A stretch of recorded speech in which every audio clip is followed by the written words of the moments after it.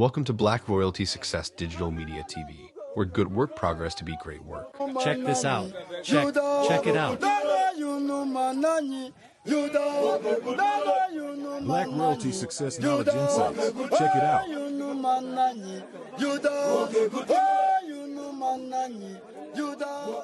The Sudan is a country in northeast Africa, bordered by Egypt to the north, Ethiopia to the east, Chad to the west, and Libya to the northwest. It houses 37 million people, making it the third largest country in Africa. The history of Sudan goes back to the time of the pharaohs and includes the rise of the kingdom of Kush at around 700 BC, which in turn would control Egypt itself for nearly a century. After the fall of the kingdom of Kush, since the 7th century AD, Sudan was settled by Muslim Arabs and saw extensive Islamization and Arabization, with much of its former history lost or erased. Check it out. The ancient Kush capital was called Meroe in Sudan, given the name by the Aryan king of Persia, Cambyses, son of Cyrus the Great, in honor of his sister who was called by that name. The site of the city of Meroe was marked by more than 200 Nubian pyramids in 3 groups, many of which are in ruins, mostly by looters searching for treasures. So who were these ancient Nubian pyramid builders? Did you notice how I said ancient Nubian as opposed to any modern population one finds there today? The same way that we have Aryan-built pyramids in China, built by the 6-foot 6-inch tall blonde Aryan mummies found near them that predate the arrival of East Asians to the area. Places like the Kingdom of Kush, or even Ethiopia, were established and ruled by an Aryan or Caucasian race of people in antiquity. Now when I say Aryan, people often think of India, which was also established by Aryans millennia ago. But they fled to places like the New World, becoming some of what we call Native Americans, evident by the swastikas and Caucasoid mummies one finds littered all over, now hidden and covered up by organizations like the Smithsonian Institute, but I'll leave that for another video. I can assure you that Christopher Columbus did not get lost and think he landed in India. When they called Native American Indians, they knew who they were. A 2,000-year-old relief carved with an image of what appears to be a stylishly overweight princess has been discovered in an extremely fragile palace in the ancient city of Meroe in Sudan by archaeologists. It wasn't unusual for queens, sometimes referred to as Candaces, to rule facing down the armies of an expanding Rome. The sandstone relief shows a woman smiling, her hair carefully dressed, and an earring on her left ear. She appears to have a second chin and a bit of fat on her neck, something considered stylish at the time among royal women from Kush. Researchers don't know the identity of the woman being depicted, but based on the artistic style, the relief appears to date back around 2,000 years and shows someone royal, very similar to other images of princesses, but could also have been a queen. Royal women in Kush prefer to be depicted overweight, possibly representing fertility and maternity, but in actuality is still largely considered a mystery. The discovery occurred in 2007 during an archaeological exploration of a royal palace in the city, where the stone blocks were reused in antiquity by the palace's builders and were originally from buildings that stood at an even earlier time. Ancient Nubia, known for rich deposits of gold, hosted some of Africa's earliest kingdoms, with massive amounts of slave labor, became quite wealthy, even ruling parts of Egypt for a brief time. But their pharaohs were never of sub-Saharan African descent, despite what is taught by corrupt, Afrocentric, Marxist universities, which no longer try to educate people, but to indoctrinate them into a false, politically motivated view of history. While it is true that there are sub-Saharan African mummies, it is also true that ancient pharaohs and nobility like to be buried with their slaves to have servants in the afterlife, oftentimes even mummifying their cats, and we Video find them is made buried for with their information horses, purposes and only. this could be Parental found in discretion many places. advised.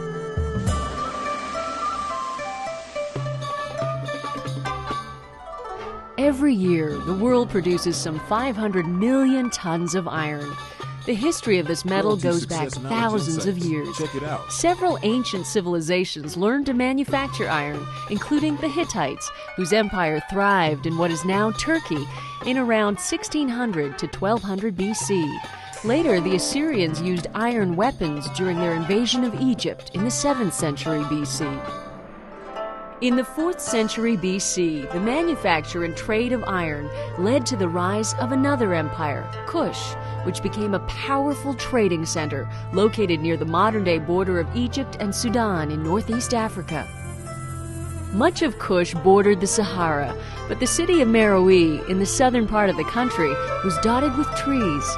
The people of Kush used this timber to fire the furnaces they used to produce iron. In addition, Meroe had a rich supply of iron ore, the mineral from which iron is made. Meroe was also located not far from the Red Sea, which gave Kush good access to the major trading centers further south. In addition to iron, the people of Kush traded gold, jewelry, pottery, and ivory. But just as iron had an impact on the rise of Kush, it also had an effect on its fall. Meroe's economy began to suffer during the 4th century AD. One reason for the decline may have been the loss of forests in Nubia, where trees were harvested to fuel the iron industry. In about AD 350, the neighboring kingdom of Aksum invaded Kush, and the Kush Empire fell. Today, Kush is largely forgotten, but the metal that helped build the empire is still important in all our lives today.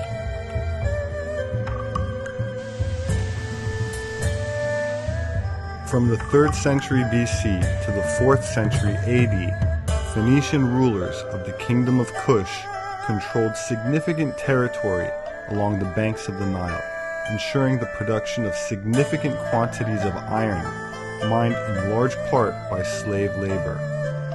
The Phoenicians also mined copper in Cyprus, as well as tin in Great Britain, and even mined the best copper in Michigan, USA, which is uniquely mixed with silver, but that will come in a future presentation. So please subscribe if you haven't already. My name is Robert Sepper. I'm an independent anthropologist. My books are published on Amazon.com. Thank you for sharing this video presentation, and please don't forget to leave me your comment. Until next time.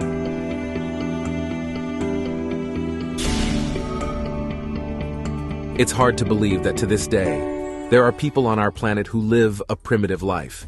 Instead of electricity and gas, they use fire, and their clothing consists of animal skins or leaf bands. Some of these people have had multiple contacts with the outside world, but chose not to lose their uniqueness, while others are willing to kill anyone who steps on their territory. In this video, you will get to know the peoples of the world who still live according to the ancient customs of their ancestors and reject civilization. Enjoy your viewing.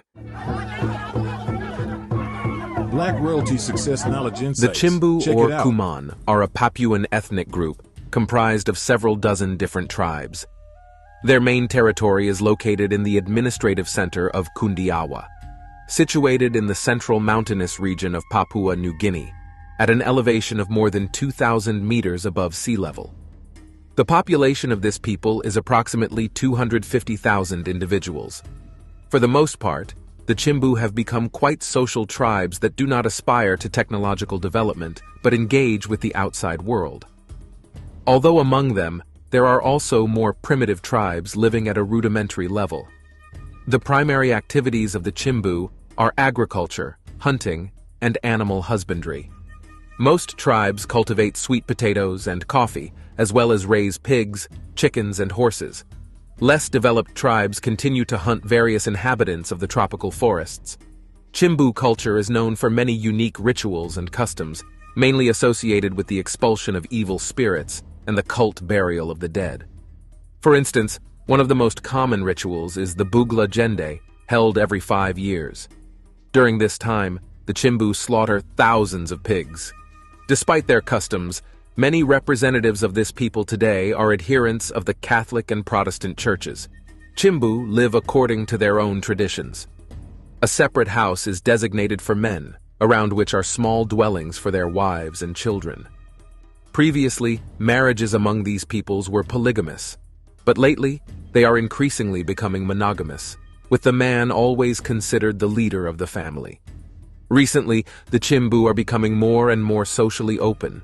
They begin to comply with local authorities and are friendly towards tourists in their territory.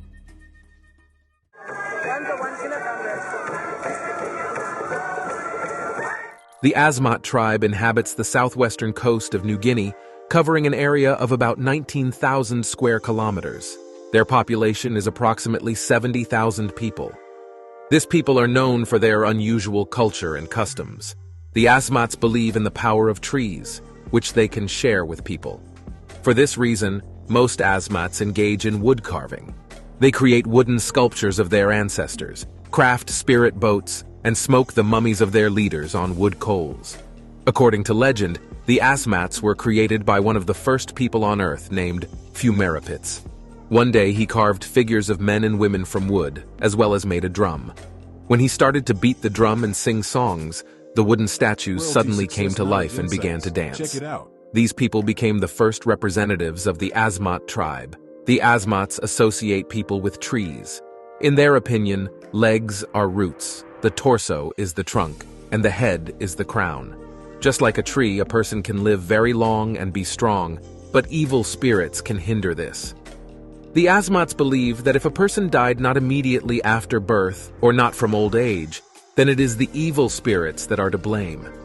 To prevent such entities from preventing the Papuans from living a long life, they carve figures of the deceased from mangrove, teak, and sago trees. Such sculptures are called kawe. As soon as the wooden figure of the deceased is ready, all the villagers perform a ritual. They beat the drum and start to dance, thus sending the soul of the deceased to the afterlife. After this ritual, the Asmats take the statue deep into the forest, chop it with an axe, and cover it with palm leaves. Interestingly, until the end of the 20th century, the Asmats practiced cannibalism. However, it was also part of the Papuan ritual. The Asmats believed that each death of their relatives required revenge, so they killed people from other tribes and then ate them. Moreover, they used the head of the killed for the initiation of boys into men. Now the Asmats have reconsidered these rituals and found them indeed very cruel, so they stopped engaging in murders and cannibalism.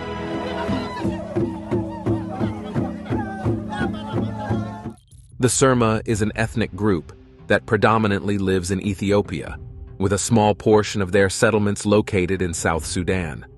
The Surma is divided into 3 tribes, the Turga, Chai, and Bada. However, their customs and principles are practically the same. These people engage in cattle breeding and agriculture.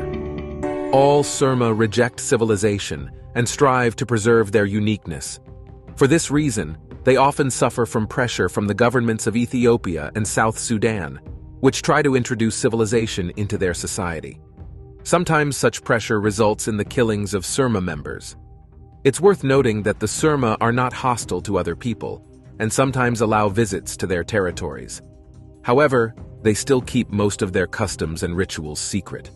Representatives of all 3 tribes pay great attention to their appearance. They decorate their bodies with scars, floral herbal ekibagas, and body paintings, the traditional adornments of Surma women, such as a vast number of rings in their ears and nose, and notably the lip plate, a clay disc of enormous diameter, astonish people from around the world the most. The procedure for fitting the disc is akin to real torture. Girls have their 2 lower teeth knocked out, a hole made in their lower lip, and it is gradually stretched by increasing the disc's diameter. It is believed that the larger the disc's diameter, the more beautiful the girl, and the more cattle her father will receive from her future husband. To us, this sounds terrifying, but Surma girls voluntarily undergo this procedure to become more attractive. For this ethnic group, the body is considered a kind of canvas that its owner can decorate like a true artist. That's why each of them looks unique and is proud of their beauty.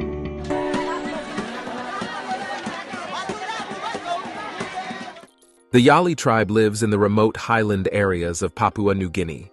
These people reject civilization and hardly ever make contact with the outside world.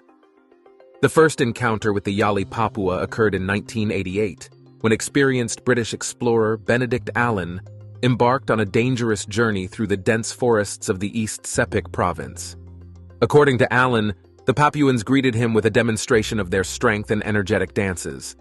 Nearly 30 years later, in 2017, the explorer decided to repeat his expedition and set off again in search of the Yali. It's worth noting that Benedict Allen has devoted virtually his entire life to exploring remote and dangerous corners of our planet. He has traveled alone through the wild Amazon forests, crossed deserts and steppes, and trekked incredible distances on foot in the extreme conditions of Antarctica, and was once nearly killed by gold prospectors. Allen has written books about his adventures. At the age of 57, he suddenly remembered the Yali and decided to visit this amazing people again.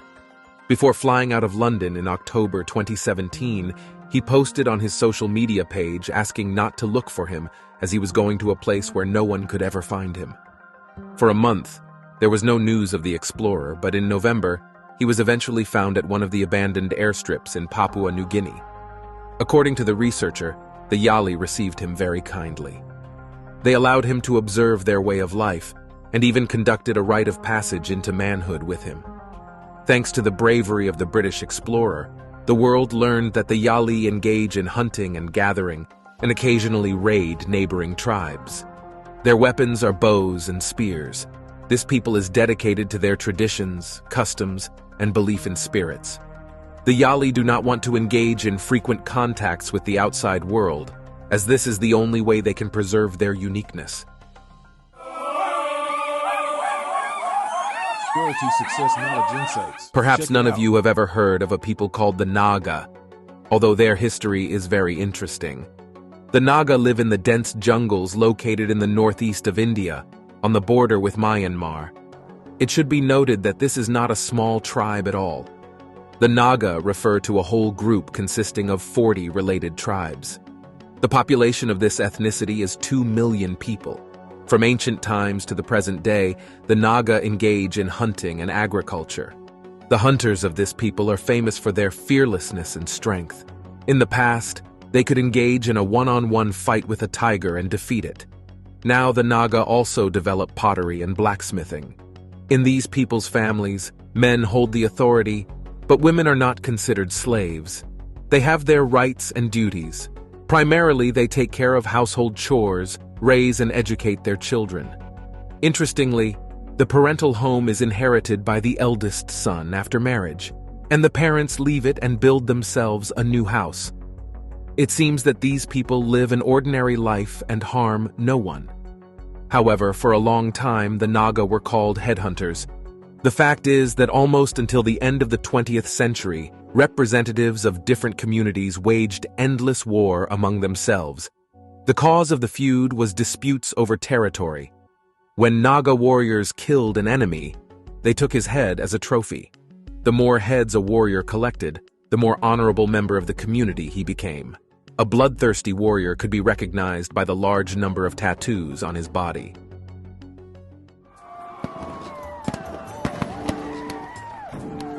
The Moken are an Austronesian ethnic group living in the Andaman Islands, the western coast of Thailand, and the Mergui archipelago in Myanmar.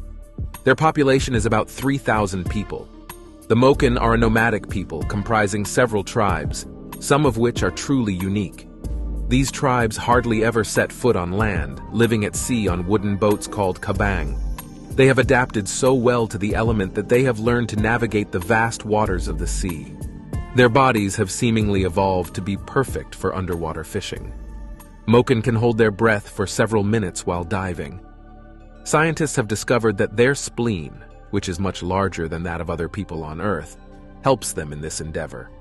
Moreover, seawater does not irritate their eyes' mucous membranes, allowing them to see clearly underwater. These features are truly amazing. According to Moken legends, their ancestors once lived on land and were subjects of a king whose daughter was taken by the sea.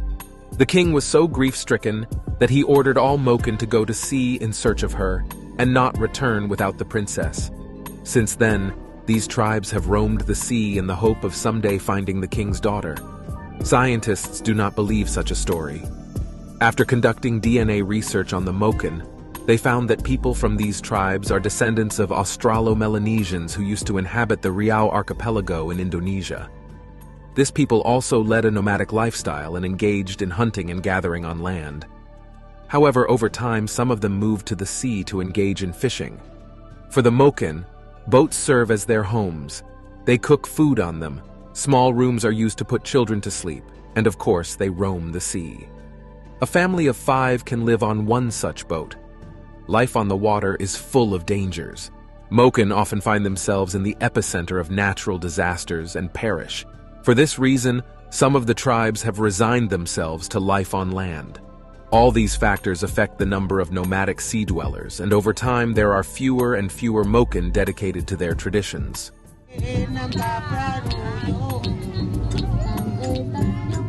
The Karubo Indians, or Daslala tribe as they call themselves, are indigenous people of Brazil. These individuals reside in the Val do Javari region in the western Amazon. Members of this tribe are among the few peoples rejecting contact with civilization.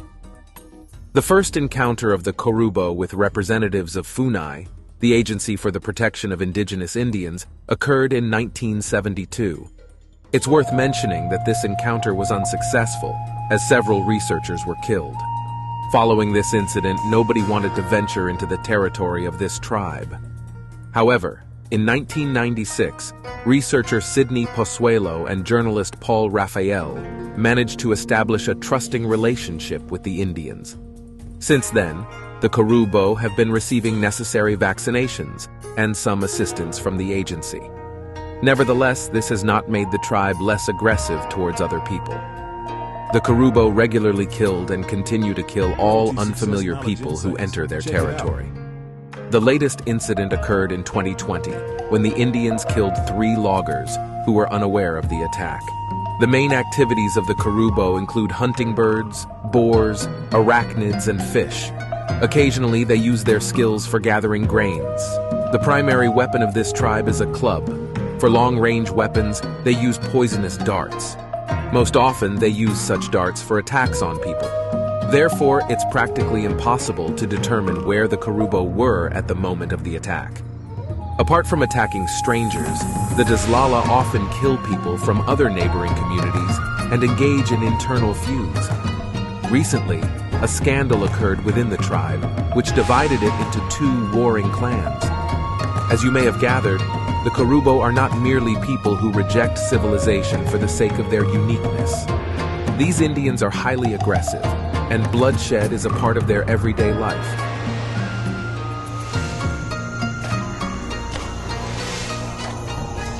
The Altai Kazakhs are a small ethnic group that has preserved the tradition of their ancestors, hunting with golden eagles. These people live in the Koshagach district of the Altai Republic in Russia. Their population is just over 10,000 people. Among all Altai Kazakhs, no more than 100 individuals continue to practice the art of hunting of their forefathers, aided by golden eagles. The task of such hunters is not simple, as before sending the bird to attack the prey, it must first be tamed. To do this, Altai Kazakhs venture into the mountains in search of eagle nests. From the nest, they take only fledglings, but they must be no older than 4 months. After this age, it becomes nearly impossible to tame a golden eagle. Moreover, hunters typically choose females, as they are more aggressive towards prey and larger than males. Altai Kazakhs spend a lot of time with the fledgling for it to get accustomed to life with humans. When the golden eagle begins to trust and obey its owner, it is taken on its first hunt. Hunting with golden eagles usually takes place in winter. The eagle's prey includes foxes and corsacks. and sometimes also hares. During hunting, Altai Kazakhs ride out on their horses into the open, carrying the golden eagle on their shoulder. When the hunter spots game, he tries to startle it, and then releases the bird from his shoulder. The golden eagle soars high into the sky and then dives down to attack its prey. Remarkably, eagles become very attached to their owners. They genuinely enjoy hunting together with humans. Usually, birds live with hunters for no more than 8 years, after which the Kazakhs release them back into the wild for further reproduction. It's worth noting that the average lifespan of golden eagles in the wild is 30 years, so the short period when they assist humans in hunting does not affect their ability to continue their lineage. Hunting with golden eagles originated in the 10th century with the Khitan, a nomadic people from Manchuria. It is commendable that their descendants are now trying to preserve this tradition and pass its intricacies on to the next generation.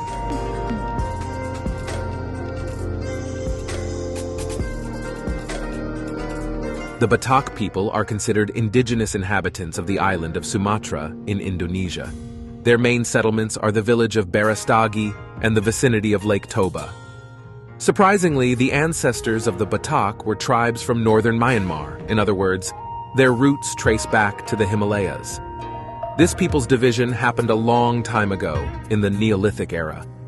Since then, the Batak have lived on the island of Sumatra. This people is distinguished by their remarkable uniqueness. To this day, they engage in hunting, farming, gathering, and raising livestock. Moreover, they continue to perform the rituals of their ancestors. The Batak pay most attention to the belief in the afterlife and their connection with ancestors. Therefore, funerals of the deceased are conducted with a large number of rituals, dances, and songs. Now, the Toba Batak consider themselves a peaceful and friendly people. They are open to contact and are not savages.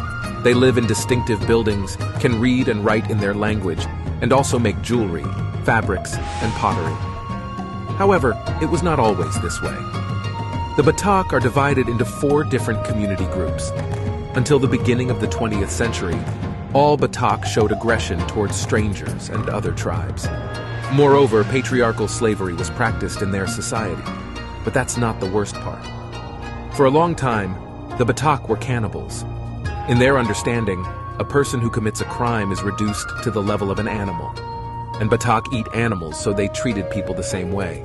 First, the criminal was publicly executed, then a ritual was performed and his body was consumed. It sounds terribly cruel, but the Batak now assure that they have long since abandoned cannibalism.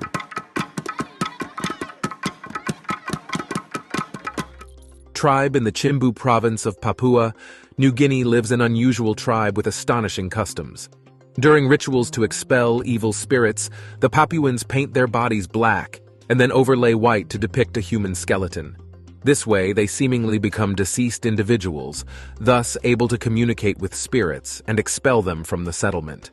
Only males, ranging from young boys to elderly men, participate in this ritual, with women forbidden from performing such rites. Until the 1930s, the Chimbu tribe remained isolated from the outside world and civilization. They were hostile to other tribes and often attacked them. Despite this, when scientists began their research in their territory, the Papuans agreed to make contact. This allowed more to be learned about their customs and life in general. Today, the Chimbu tribe continues to live by their own traditions. They engage in hunting, agriculture, and gathering. Berries, fruits, and meat form the basis of their diet. The most arduous work in the community is typically performed by women, while men are occupied with hunting or participating in rituals.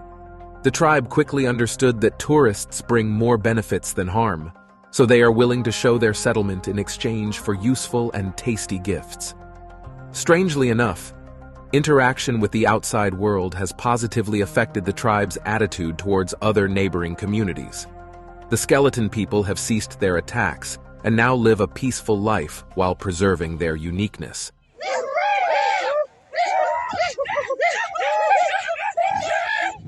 The Sentinels are among the few tribes that still completely reject contact with the outside world today. Moreover, these people are not just unwilling to interact with civilization, they are prepared to kill anyone who steps onto their territory. The Sentinels live on North Sentinel Island in the Andaman Islands of the Bay of Bengal. This island is known for its impenetrable tropical forests, providing complete safety for the natives. The exact population of the Sentinels is unknown. It is estimated that there are between 15 and 40 people remaining. Despite their small number, people from this tribe have lived on the island for a very long time. Scientists believe that the Sentinels are descendants of the very first primitive settlers from Africa. According to them, the ancestors of these people settled on the island about 30,000 years ago. The lifestyle and culture of the Sentinels are almost entirely unstudied because these people reject any contact with foreigners.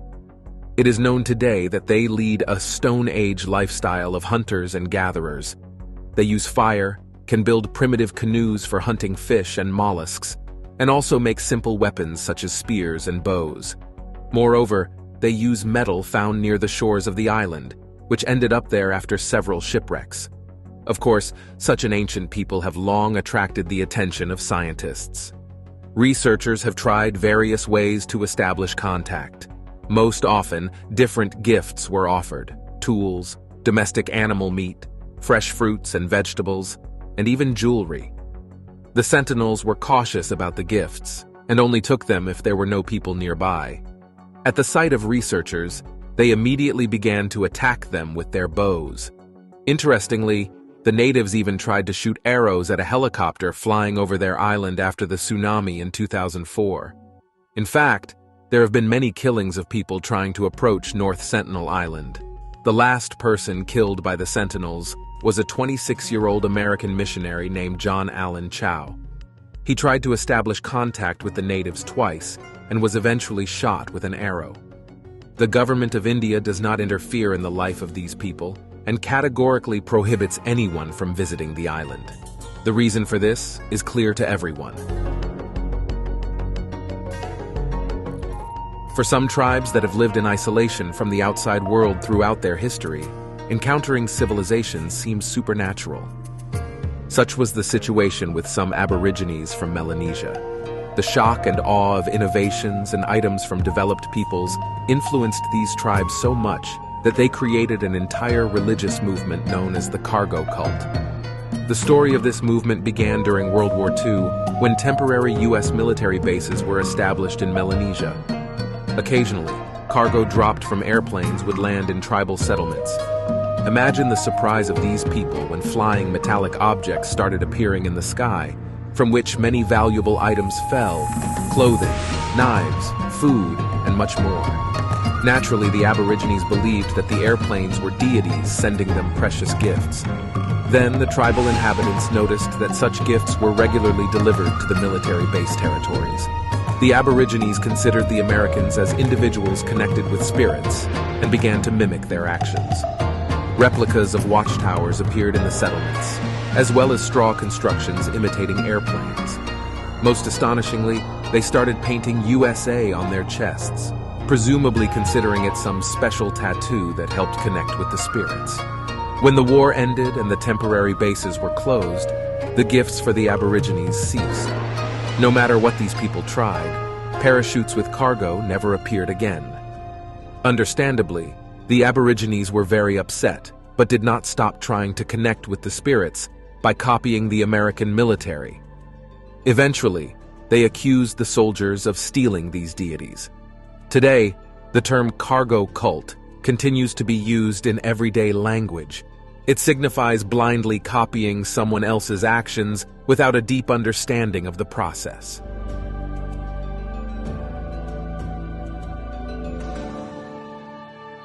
The Mosuo are a small yet remarkable and unique ethnic group, part of the Naxi people in China. They live near Lugu Lake in the Himalayas, close to the Tibetan border. Their population is about 57,000 people. The Mosuo are distinguished by their culture, customs, and traditional clothing. One of the most significant events in their lives is the coming-of-age celebration, which occurs at the age of 13. Until this age, children of both genders wear the same clothes, and after reaching adulthood, girls receive skirts, while boys get trousers. A key feature of the Mosuo is their matriarchal society. Women hold the authority in the family, and inheritance is passed down through the female line. Moreover, the Mosuo practice what is known as walking marriages. In other words, a husband visits his wife only at night and spends the rest of his time in his own home.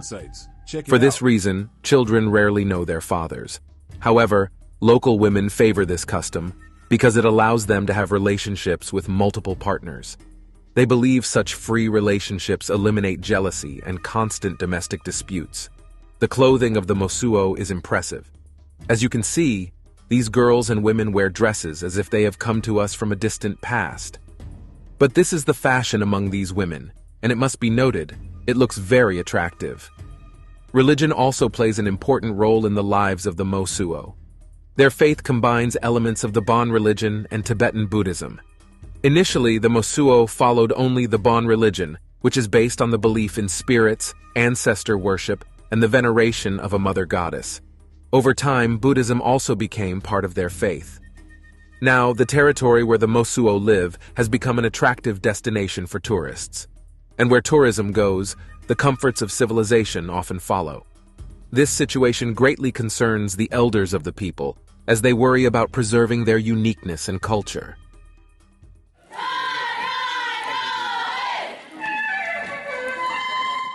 Many people believe that the representatives of the great Inca civilization have long disappeared from the face of the earth. However, this is not the case. Their descendants continue to live in one of the most remote areas of the Andes in Peru. This people are known as the Quero. Currently, the Quero are considered an endangered ethnic group. Their population is no more than 600 people. Of course, today these individuals are far from the greatness of their ancestors. In the late 1980s, they were subjected to persecution and destruction, forcing them to retreat deep into the tropical forests. Despite their remoteness from civilization, the Quero build dwellings for themselves and raise livestock, particularly alpacas. They also do not refuse assistance from the Peruvian government, which provides them with drinking water and some household items. Although the Quero do not reject contacts with civilization, they strive to preserve their customs, culture, and identity. These people do not have a specific religion, but consider themselves highly spiritual. Some members of this group have adopted Christianity after the arrival of missionaries. Their spiritual leaders are referred to as priests, and they do not have any pagan rituals. For a long time, the Quero remained an unknown people. However, in 1949, a scientist exploring the virgin forests of the Andes, Oscar Núñez, heard voices of people speaking a language similar to that of the Incas. He was very surprised by this and attempted to establish contact with these people. Surprisingly, they were not hostile and revealed that some Incas managed to survive by hiding in the dense forests and high-altitude areas, eventually forming the Quero tribe. Certainly, these individuals could proclaim themselves as descendants of the Incas, preserving their culture, language, and customs. However, they have chosen to remain detached from this world, to continue the lineage of one of the greatest empires residing in Peru.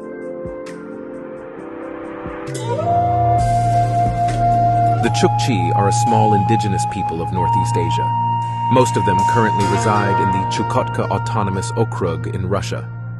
The population of the people does not exceed 16,000 individuals. The history of the Chukchi's origins remains largely unknown. It is believed that they appeared in the Chukotka region in the 3rd century BC. Since then, their way of life and culture have remained largely unchanged, except for the introduction of schools and hospitals in some settlements in the 20th century. Today, the Chukchi are divided into two groups based on their activities. The Chukchi reindeer herders engage in breeding reindeer. These animals are not only a source of meat and milk for them, but also serve as a means of transportation. The coastal Chukchi engage in hunting marine animals. In winter and spring, they hunt seals and walruses, and in summer and autumn, they hunt walruses and whales. For a long time, they used harpoons and spears for hunting, but eventually, they acquired firearms, which significantly simplified the hunting process. The Chukchi live in houses called yarangas. These are polygonal tents covered with reindeer skins. The yaranga is wrapped with straps to which stones are attached on the outside. Such a construction withstands strong winds well. Inside, the yaranga is divided into a heated living space called ioronga and a front part called chotagan, in the center of which a fire is lit. The living area of the yaranga is very warm, and the Chukchi stay there in light clothing. Despite the Chukchi not rejecting civilization and interacting with the outside world, they remain loyal to their traditions and customs.